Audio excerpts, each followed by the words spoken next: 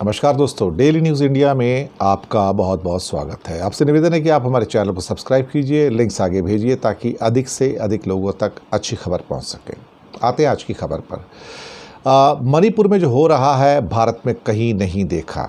राहुल गांधी पिछले 1-1.5 साल में तीसरी बार मणिपुर गए।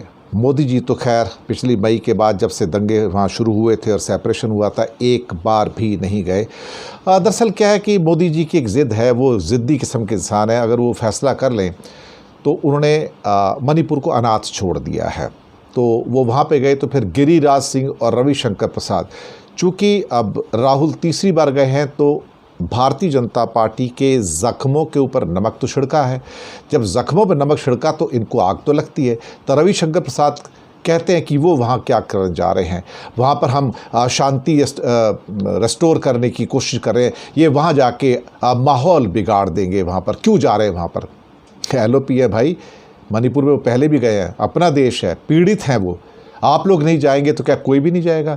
गिरिराज सिंह बोले उनके जाने से हालात और बिगड़ेंगे वहाँ पर। वो क्यों जा रहे हैं वहाँ पर? सरकार अपना काम कर रही है।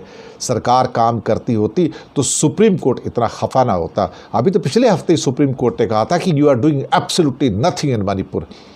इससे बड़ा स्टिंगिंग रिमार्क और क्या हो सकता है?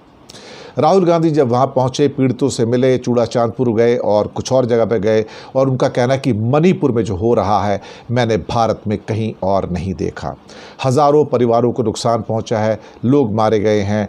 मणिपुर में जो हो रहा है वैसा मैंने भारत में कहीं नहीं देखा। राज्य 2 भागों में विभाजित है। मैंने राज्यपाल से बात की और उनसे कहा कि हम शांति बहाल करने के लिए हर संभव मदद करेंगे। मैं मुद्दे का राजनीतिकरण नहीं करना चाहता हूँ। दरअसल उन्होंने कुकी और मैतेई समुदाय दोनों से बातचीत की। मणिपुर के चूड़ाचांदपुर और बिष्णुपुर दोनों इलाकों में राहत कैंपों में गए और कहा कि संकट शुरू होने के बाद मैं यहाँ तीसरी बार आया हूँ। मैं सुधार की उम्मीद कर रहा था, लेकिन दुख की बात है कि कोई सुधार नहीं हुआ। समय की मांग शांति है। उनका ये भी कहना था कि हज़ारों परिवारों को नुकसान पहुँचा है। मैं मुद्दे का राजनीतिकरण नहीं चाहता हूँ। अब सवाल ये भी पैदा होता है कि अल्टीमेटली गिरिराज सिंह या रविशंकर प्रसाद या बाकी लोगों को इतना भड़कने की ज़रूरत क्या थी? क्योंकि मोदी वहाँ पर नहीं जा रहे तो उनको दुख होता है। दुख हो रहा है या क्या अंदर मलाल तो होता होगा उनको भी कि मोदी वहाँ पर नहीं जा रहे हैं और एक अनाथ छोड़ दिया पूरे भारत के अंदर, एक ऐसा राज्य जिसको धर्म के आधार पर विभाजित कर दिया। एक्चुअली धर्म के आधार पर कश्मीर भी विभाजित नहीं है। ये पहला भारत का राज्य है जो धर्म के आधार पर बीजेपी और आरएसएस के प्रयासों से विभाजित हो गया पूरा का पूरा। अब प्रियंका गांधी ने भी उस पर टिप्पणी की है कि राहुल गांधी ने मणिपुर में हिंसा पीड़ितों से मुलाकात कर उन्हें सांत्वना दी, हिम्मत दी। मणिपुर 1 साल से ज़्यादा समय से हिंसाग्रस्त है।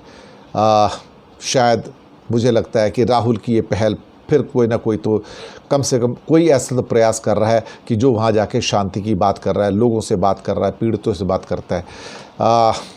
बीजेपी तो बात करेगी नहीं क्योंकि उनका मणिपुर से कुछ लेना देना तो है नहीं, और प्रधानमंत्री का तो बिल्कुल ही लेना देना नहीं। प्रधानमंत्री ने तो लावारिस और अनाथ छोड़ दिया मणिपुर को। ऐसा अनाथ छोड़ा कि जैसे मणिपुर भारत का पार्ट नहीं है। शायद हो सकता है अब बीजेपी और आरएसएस अब ये थ्योरी लेके चल रहे हैं कि Manipur is not the part of India and we are not bothered about it.